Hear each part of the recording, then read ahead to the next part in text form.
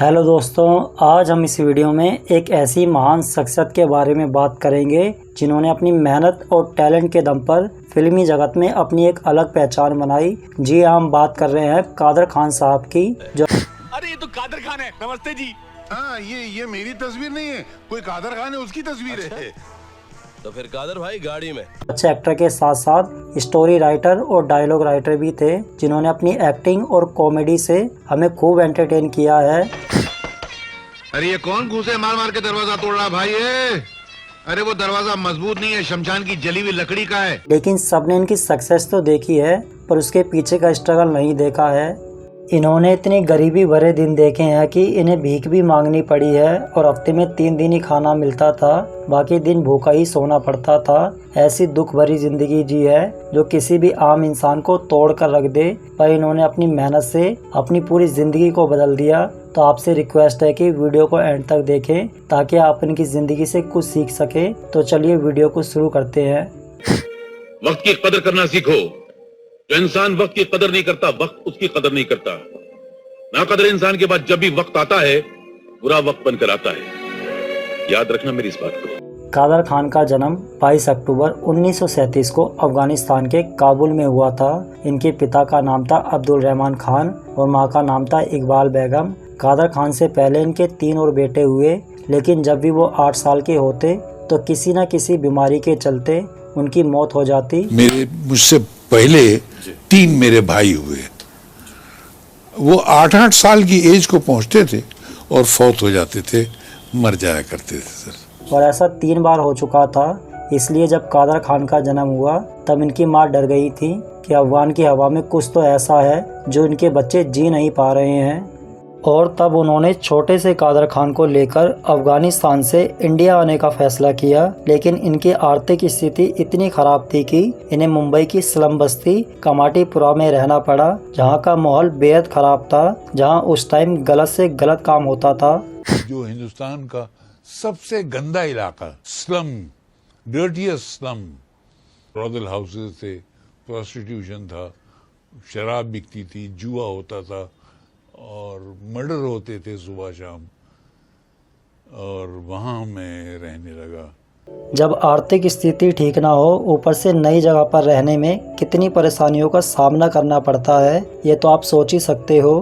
कादर खान के पिता मस्जिद में एक मौलवी बन गए, जहां वो छोटे बच्चों को पढ़ाया करते थे, लेकिन आमदनी इतनी नहीं हो पाती थी कि घर की जिम्मेदारियों को निभा सकें, और इसके अलावा वो कोई और काम भी नहीं कर पा रहे थे। इसी वजह से कादर खान के माँ बाप के बीच में रोज झगड़े होने लगे और एक वक्त ऐसा आया जब दोनों ने डिवोर्स ले लिया। उस वक्त कादर खान बहुत छोटे थे। दोनों में निबाह नहीं हो सका। मेरे वालिद जो है घर के लिए रोटी रोजी नहीं फराम कर सके सर, वो नहीं इंतजाम कर सके, तो दोनों में निबाह नहीं हुआ। दोनों में अटूट हो गई बात एंड दे गॉट सेपरेटेड। दोनों में तलाक हो गया सर। एक अकेली औरत जिसने अपने पति से तलाक ले लिया, वो अपने छोटे बच्चे के साथ अकेली ऐसी जगह पर कैसे रह पाएगी, ये कहते हुए कादर खान के नाना ने कादर खान की मां को दूसरी शादी के लिए कहा, और इस तरह से कादर खान की मां के ना चाहते हुए उन्हें दूसरी शादी करनी पड़ी। और अब कादर खान की जिंदगी में एक मां और 2 बाप हो गए थे। लेकिन सौतेले पिता ने तो इनकी जिंदगी और नर्क बना दी। दरअसल वो शख्स शराबी था, ऊपर से कोई काम काज नहीं करता था। घर में आकर कादर और उनकी मां को मारता था और कादर को अपने पहले पिता के पास पैसे लेने के लिए भेजता था। तब छोटे से कादर खान पैदल 10 किलोमीटर दूर चलकर मस्जिद में अपने पिता के पास पैसे लेने के लिए जाते थे, पर वो तो खुद बड़ी मुश्किल से अपना गुजारा कर रहे थे। लेकिन कहीं ना कहीं से इंतज़ाम करके वो अपने बेटे को 2 रुपए दे देते थे, तब जाके उनके घर में खाना बनता था। लेकिन कई बार ऐसे भी दिन आते थे जिसमें उन्हें हफ्ते में सिर्फ 3 दिन ही खाना मिलता था, बाकी दिन भूखा ही सोना पड़ता था। यहाँ तक कि हालात ऐसे भी हो गए थे कि उन्हें भीख भी मांगनी पड़ी थी। जैसे तैसे वक्त गुजर रहा था और वक्त के साथ अब कादर की उम्र पढ़ने लिखने की हो गई थी। तब उनकी मां ने उनका एडमिशन एक म्युनिसिपल स्कूल में करा दिया। लेकिन एक बार अपने घर के बिगड़ते हालात को देखकर उन्होंने पढ़ाई छोड़कर और बच्चों के साथ फैक्ट्री में काम करने का सोचा। बल्कि वो जा भी रहे थे, तभी उनकी मां ने उन्हें रोका और कहा, ये बताओ बेटा, तुम कितना कमा लोगे? इतना तो नहीं जिससे हमारी घर की गरीबी दूर हो जाए, बल्कि मेरा तो सपना ये है कि तुम खूब पढ़ो लिखो और बड़े आदमी बनो। और तब से ही कादर खान ने अपनी जिंदगी का एक ही मकसद बना लिया, बस उन्हें पढ़ना है और पढ़ना है। कादर खान जी के अंदर एक आदत थी कि जब भी वो कोई अलग सा इंसान देखते थे, वो उसकी तरह नकल उतारते थे, उसकी तरह बोलते थे। बचपने में नकल करने की बहुत आदत थी। राह चलते में किसी को भी देख लेता था तो अगर कोई अजीब सा आदमी मिलता था जिसके बोलने का अंदाज अलग होता था, चलने का अंदाज अलग होता था, तो मैं उसकी नकल कर लिया करता था कभी। और ये सब वो रात में कब्रिस्तान में जाके किया करते थे। और एक दिन जब वो ऐसा ही कर रहे थे, एक आदमी उन्हें देख रहा था और उसने नन्हे से कादर खान से पूछा कि क्या तुम ड्रामे में काम करोगे?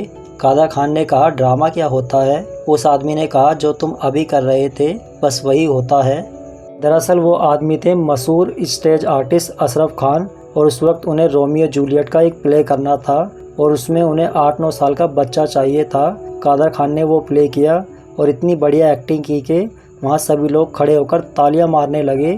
तभी उनके पास एक आदमी आया और उसने कादर खान को 100 का नोट दिया और कहा, ये मेरी तरफ से तुम्हारे लिए इनाम है, इसे संभाल के रखना और देखना एक दिन ये 100 रुपये लाखों में बन जाएंगे। कादर खान जी ने अपना हाई स्कूल ख़त्म करके इंजीनियरिंग पढ़ने के लिए इस्माइल यूसुफ कॉलेज में एडमिशन ले लिया, लेकिन वहाँ भी उन्होंने ड्रामे में काम करना नहीं छोड़ा और वहाँ पर ही उन्हें एक रोल ऑफर किया गया। आ जाती है फलक पर रहम लाने के लिए, बादलों हट जाओ दे दो राह जाने के लिए, कि लैला आ रही है मजनू से इश्क फरमाने के लिए। लेकिन उसमें उन्हें कुछ अधूरा लग रहा था। तब उन्होंने प्ले के डायरेक्टर को प्ले में कुछ चेंजेस करने को कहा। डायरेक्टर ने उन्हें अलाउ कर दिया। तब उन्होंने वहीं बैठ के इतना अच्छा प्ले लिखा कि डायरेक्टर बहुत खुश हो गया। उसने कहा कि जो कमी मैं ढूंढ भी नहीं पा रहा था वो तुमने ढूंढी और उसे ठीक भी किया, तुम तो कमाल के राइटर भी हो। इंजीनियरिंग ख़त्म करने के बाद उन्हें एक जॉब मिली, लेकिन कुछ टाइम के बाद काम न चलने के कारण उन्हें जॉब से निकाल दिया गया, क्योंकि ऊपर वाले ने उनकी किस्मत में कुछ और लिख रखा था। कादर खान के हालात को देखकर उनके प्रिंसिपल ने उन्हें MH साबू सिद्दीकी कॉलेज में एक टीचर की नौकरी दिलवाई। वहाँ पर वो बच्चों को इतने अच्छे तरीके से पढ़ाते थे कि उन्हें बेस्ट टीचर ऑफ महाराष्ट्र का अवार्ड भी मिला। मैंने जब पढ़ाना शुरू किया तो लड़कों को मजा आने लगा, मैं भी और दिल लगा के पढ़ने लगा और मुझे बेस्ट टीचर ऑफ महाराष्ट्र का अवार्ड दिया गया था। बच्चों को पढ़ाने के साथ साथ वो प्ले भी लिखने लगे थे, साथ ही साथ उन्हें डायरेक्ट और एक्टिंग भी करते थे। उसी टाइम उन्होंने एक प्ले किया लोकल ट्रेन, जो इतना हिट हुआ कि उसे best play, best writing, best acting, best dialogues के अवार्ड्स मिले थे। उस प्ले को जज कर रहे थे मूवी डायरेक्टर नरेंद्र बेदी, और उन्होंने कादर खान को अपनी आने वाली मूवी जवानी दीवानी के डायलॉग्स लिखने को कहा। शुरू में तो कादर खान हिचकिचा रहे थे, क्योंकि उन्हें नहीं पता था कि मूवीज के डायलॉग्स कैसे लिखते हैं, पर नरेंद्र बेदी को यकीन था कि वो डायलॉग्स लिख सकते हैं, और उन्होंने कादर खान को मूवी की स्क्रिप्ट पकड़ा दी। स्क्रिप्ट पढ़ने के लिए कादर खान एक गार्डन में चले गए और वहीं बैठे बैठे उन्होंने सिर्फ 3 घंटे में मूवी के सारे डायलॉग्स लिख दिए, जबकि उस वक्त राइटर्स डायलॉग्स लिखने के लिए 1 हफ्ते से ज़्यादा का वक्त लेते थे। नरेंद्र बेदी को डायलॉग्स देखकर यकीन नहीं हो रहा था कि इतने अच्छे डायलॉग्स कोई इतने जल्दी कैसे लिख सकता है। और जहां मूवी की शूटिंग 1 महीने के बाद शुरू होनी थी, तो वहीं कादर खान के डायलॉग्स की वजह से 1 हफ्ते में शुरू हो गई और कादर खान जी को डायलॉग्स लिखने के लिए 1500 रुपये मिले।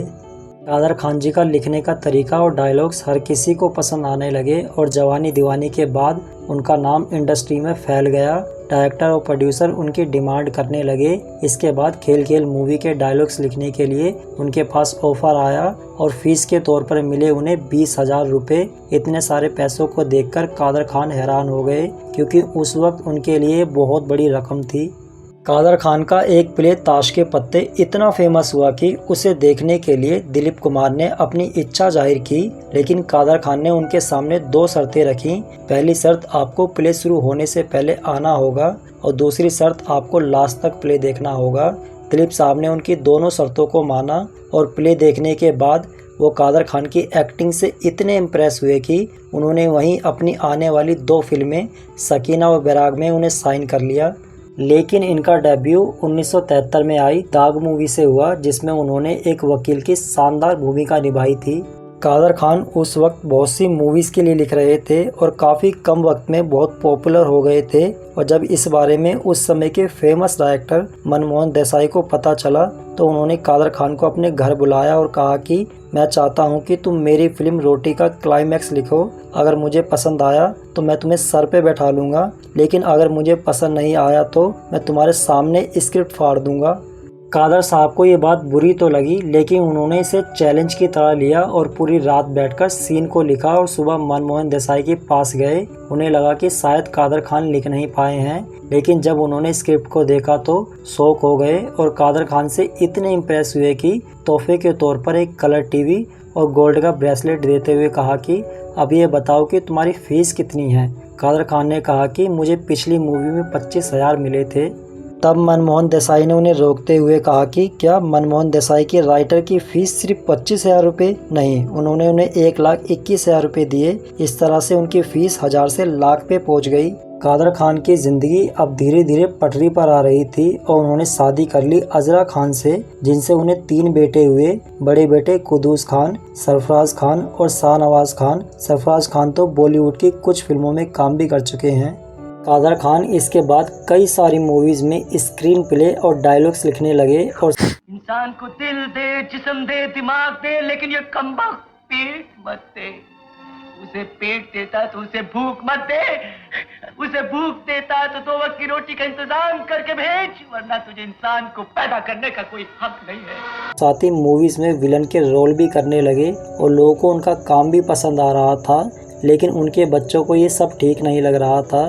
दरअसल स्कूल में उनके बच्चों को क्लास के और बच्चे ये कहते हुए चिढ़ाते थे कि तुम्हारा बाप तो विलन है, लास्ट में हीरो से पिटता है। इस बात को लेकर उनकी कई बार लड़ाई भी हो जाया करती थी। तब कादर खान ने डिसाइड किया कि अब से वो कभी भी विलन के रोल नहीं करेंगे। साउथ की मूवी ओरी की मुनागुडू को कादर खान ने ही हिंदी में अडेप्ट किया था और उसके डायलॉग्स लिखे थे। मूवी का नाम था हिम्मत वाला। फिल्म के डायरेक्टर राघवेंद्र राव ने कादर खान से रिक्वेस्ट की कि मूवी में मुनीम का रोल वो ही करें। इस तरह से उन्होंने पहली बार पर्दे पर एक कॉमिक रोल किया था और जहां पहले हफ्ते में मूवी के पोस्टर पर जितेंद्र और श्रीदेवी थे, तो अगले हफ्ते में कादर खान का फोटो था और हर दिन उनके चर्चे न्यूज़पेपर में होते रहते थे। अब तुम्हें रवि को बदनाम करना है। अगर तुम पुश दर पुश यही काम करती रही तो तुम्हारा नाम इतिहास में सुनहरी शब्दों से लिखा जाएगा। ये मर्दों का सत्यानाश करने वाली बहादुर औरतें। मेरी तो भगवान से प्रार्थना है कि हे भगवान, मुझे भी अगले जन्म में औरत बनाकर इन्हीं के खानदान में पैदा करना। कादर खान साहब टीचर की जॉब छोड़ना नहीं चाहते थे, बल्कि उन्हें तो पढ़ाना अच्छा लगता था। यहाँ तक कि उनका फिल्म इंडस्ट्री में आने का कोई प्लान भी नहीं था, लेकिन उनकी बढ़ती पॉपुलैरिटी और हर दिन न्यूज़पेपर में चर्चे होने के कारण शायद उनकी प्रिंसिपल उनसे जलने लगे थे और एक दिन उन्होंने कादर खान से कहा कि या तो तुम टीचर की जॉब करो या फिल्मों में काम करो। इस पे कादर खान ने फिल्मों में काम करने का फैसला किया। जब कादर खान जी ने टीचर की जॉब छोड़ दी, तब इनके स्टूडेंट काफ़ी तादाद में उनके फिल्म के सेट पर आके खड़े होने लगे और उन्होंने कादर खान जी से कहा कि सर प्लीज़ आप ही हमें पढ़ाइए, हमें आपसे पढ़ना है, वरना हम फेल हो जाएंगे। लेकिन कादर खान जी उस वक्त पूरे दिन शूटिंग और राइटिंग में बिजी रहते थे, पर उन्होंने बच्चों को मना ना करते हुए रात 12 बजे से सुबह 5 बजे तक बच्चों को पढ़ाने लगे, जिस वजह से वो बच्चे फर्स्ट डिवीज़न में पास भी हुए। इसके बाद तो कादर खान ने अपना सारा रुख फिल्मों की ओर कर दिया। कई अनगिनत फिल्मों के स्क्रीन प्ले और डायलॉग्स लिखे, साथ ही अपनी शानदार एक्टिंग से सबका दिल जीतते जा रहे थे। यूँ कहें तो बस उस वक्त कादर खान का दौर चल रहा था। और जब 90s का दौर आया, तब कादर खान जी एक नए डायरेक्टर डेविड धवन के साथ पहले फिल्म बोल राधा बोल कर रहे थे। उसी वक्त डेविड धवन कादर खान की कॉमिक टाइमिंग के इतने बड़े फैन हो गए कि उनकी ज़्यादातर मूवीज़ में वही होते। उन्होंने साथ में 15 मूवीज़ में काम किया। लेकिन इस जोड़ी में एक और शख्स थे और वो थे गोविंदा। तीनों ने मिलकर हमें कई सुपरहिट कॉमेडीज मूवीज दी और हमारे बचपन को और सुनहरा बनाया। और उन मूवीज के नाम हैं आंखें, Raja Babu, coolie number 1, hero number 1 और हसीना मान जाएगी जैसी कई शानदार फिल्में। गोविंदा और कादर खान की जोड़ी को ऑडियंस ने बेशुमार प्यार दिया। आइए सेठ जी, क्या खाएंगे? ये जूता। सेठ जी को जूता खिलाओ। अबे जूता खिलाओ नहीं, उतार के दे। मेरा जूता लटका के रखा है तूने। उस वक्त जब डायरेक्टर गोविंदा को साइन करते थे तो उन्हें साथ में कादर खान को भी साइन करना पड़ता था। दोनों ने साथ में मिलकर 41 मूवीज में काम किया, जैसे कि आँखियों से गोली मारे, दूल्हे राजा, आंटी नंबर 1, जोरू का गुलाम जैसी बेहतरीन फिल्में। कादर खान जी ने अपनी लाइफ में 383 मूवीज में काम किया और 250 से ज़्यादा मूवीज में स्क्रीन प्ले और डायलॉग्स लिखे। ये कहना गलत नहीं होगा कि कादर खान जी अपने आप में एक एक्टिंग के इंस्टीट्यूट थे। उन्होंने कई एक्टर्स को एक्टिंग भी सिखाई, इसलिए लोग उन्हें भाई की तरह, पिता की तरह और एक गुरु की तरह मानते थे। कादर साहब के इंडस्ट्री में कुछ अच्छे दोस्त भी रहे, जैसे शक्ति कपूर, गोविंदा, अरुणा ईरानी और अमिताभ बच्चन। लेकिन एक वक्त ऐसा आया जब दोनों के रिश्ते में दरार आ गई। आज अमिताभ बच्चन जिस मुकाम पे हैं, इसमें कादर खान साहब का बहुत बड़ा हाथ है। दरअसल कादर साहब ने अमिताभ बच्चन के लिए कई मूवीज में डायलॉग्स लिखे, जिसकी वजह से वो और फेमस हुए, उनकी पॉपुलैरिटी और बढ़ी। और उन मूवीज के नाम हैं नसीब, अग्निपथ, मुकद्दर का सिकंदर, मिस्टर नटवरलाल, कूली, शराबी, अमर अकबर एंथनी और लवारिस जैसी कई फिल्मों में अमिताभ के लिए फेमस डायलॉग्स लिखे। क्योंकि आज जो एक इमेज बनी अमिताभ बच्चन की एंग्री यंग मैन और सदी के महानायक की, उसमें बहुत बड़ा योगदान जो है संवादों का है, जो कादर खान ने। ऐसा तो आदमी लाइफ में 2 टाइम भागता है, ओलंपिक का रेस हो या पुलिस का केस हो। जॉन, पूरा नाम, बाप का नाम दीनानाथ जॉन, माँ का नाम सुहासिनी जॉन, गांव मांडवा, उम्र 36 साल 9 महीना 8 दिन, 16 घंटा चालू है। एक बार एक प्रोड्यूसर ने कादर खान को ये कहा कि आप अमिताभ बच्चन को अमिताभ बच्चन नहीं बोलेंगे, बल्कि उन्हें सर कहकर बुलाएंगे। तब कादर खान ने कहा कि वो मेरा दोस्त है, मैं उसे अमित कहकर बुलाता हूँ, और उन्होंने अमिताभ बच्चन को सर कहने से साफ मना कर दिया। प्रोड्यूसर ने कि आप सर जी को मिला, बोला कौन सर जी है, आपको सर जी नहीं मालूम? अमित जी आ रहे थे वहाँ से। मैंने कहा यार वो तो अमित है, सर जी कब से हो गया? हाँ, वी कॉल हिम सर जी। और सबने सर जी बोलना शुरू कर दिया था, तो मेरे मुंह से निकला नहीं सर जी। वो सर जी का न निकलना, मैं निकल गया उस ग्रुप में से। कादर खान का मानना था कि अमिताभ बच्चन ने उस वक्त पॉलिटिक्स ज्वाइन किया था, जिसकी वजह से उनके नेचर में काफ़ी फ़र्क आ गया था।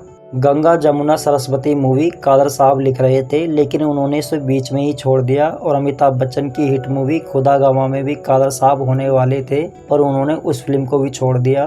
कादर खान जी ने फिल्मों के साथ साथ टीवी सीरियल्स में भी काम किया। 2001 में हसनामत और 2011 में पड़ोसी कौन है दोषी में भी नजर आए। साल 2003 के बाद उन्होंने फिल्मों में काम करना कम कर दिया। साल 2004 में उन्होंने सुनो ससुर जी और मुझसे शादी करोगी जैसी फिल्मों में काम किया। उसके बाद 2013 में दीवाना मैं दीवाना और 2015 में दिमाग का दही फिल्म की। लेकिन इस दौरान वो न्यूरोलॉजिकल डिसऑर्डर नाम की एक बीमारी से ग्रस्त हो चुके थे। इस बीमारी में इंसान को चलने फिरने में, देखने में और बोलने में बहुत दिक्कतों का सामना करना पड़ता है। इस बीमारी के इलाज के लिए उनके बेटे उन्हें कनाडा ले गए। वहाँ उन्होंने उनका अच्छे से इलाज करवाया और पूरा ख्याल रखा। लेकिन वो कहते हैं ना, जब ऊपर से बुलावा आए तो हर किसी को ही जाना पड़ता है। तारीख 30 साल 2018 31 दिसंबर, जहां लोग नए साल का इंतज़ार कर रहे थे, जश्न मना रहे थे, उसी दिन कादर खान साहब हमेशा हमेशा के लिए इस दुनिया से रुखसत हो गए। कादर खान साहब वो कलाकार थे जिसे हर एक इंसान पसंद करता था। उन्होंने अपनी कलम से कई स्टार्स को सुपरस्टार भी बनाया और उनके जाने के बाद भी आज भी लोग उनसे बेहद प्यार करते हैं। लेकिन दूसरी ओर बॉलीवुड में लोग उनसे प्यार तो करते थे, लेकिन जब वो इंडस्ट्री से थोड़े दूर किया हुए, लोगों ने उनसे नाता ही तोड़ लिया। उनके आखिरी दिनों में उनका किसी ने हाल तक नहीं पूछा। इस चीज़ को देखते हुए कादर खान साहब अपने बच्चों से ये कहते थे कि ज़िंदगी में कभी किसी से किसी चीज़ की उम्मीद मत रखना, क्योंकि लोगों को बदलने में टाइम नहीं लगता। कादर खान जी जब इंडस्ट्री में अपनी पीक पर थे तो एक्टर्स, डायरेक्टर्स और प्रोड्यूसर्स का उनके पास मजमा लगा रहता था। लेकिन जैसे ही उनकी तबीयत ख़राब रहने लगी, वो इंडस्ट्री से दूर हो गए, तो उनके पास कोई नहीं आता था। वो बहुत अकेले हो गए थे और वो उस टाइम अमिताभ बच्चन को बहुत याद करते थे। और ये बात कादर खान के बेटे सरफराज ने कई इंटरव्यूज़ में भी बताई है कि वो अमिताभ की बहुत इज्जत करते थे और अमिताभ भी उनकी बहुत इज्जत करते हैं। 1984 से लेकर 1999 तक 9 बार फिल्म फेयर के लिए नॉमिनेशन हुआ था कादर खान का, लेकिन उन्हें सिर्फ 3 बार ही अवार्ड मिला था। 1982 में मेरी आवाज़ सुनो, 1993 में अंगार मूवी के लिए, तो वहीं बेस्ट कॉमेडियन के लिए 1991 में बाप नंबरी बेटा 10 नंबरी के लिए फिल्म फेयर अवार्ड मिला था। कादर खान जी के जाने के बाद 26 जनवरी 2019 को इन्हें पद्मश्री अवार्ड से भी नवाजा गया, लेकिन सबका ये कहना था कि कुछ ज़्यादा ही टाइम लगा दिया कादर साहब को ये अवार्ड देने में। कादर खान साहब बहुत डाउन टू अर्थ इंसान थे, उन्होंने कभी किसी का बुरा नहीं चाहा, इसलिए लोग उन्हें पसंद करते थे। उन्होंने बुरे से बुरा वक्त देखा, वो चाहते तो गलत संगत में भी पड़ सकते थे, पर उन्होंने ऐसा नहीं किया, बल्कि वो सबके लिए एक इंस्पिरेशन बने। इवन जब मैं उनके ऊपर रिसर्च कर रहा था तब मुझे कुछ ऐसी चीज़ें पता चली जिसने मुझे बहुत मोटिवेट किया। दोस्तों अब अलविदा लेते हैं। आपको ये वीडियो कैसी लगी और कादर खान साहब कैसे लगते थे, उनकी कौन सी मूवी या डायलॉग पसंद हैं, कमेंट करके ज़रूर बताएं और वीडियो को लाइक एंड शेयर भी करें। और ऐसे ही वीडियो देखने के लिए चैनल को सब्सक्राइब कर लें। धन्यवाद।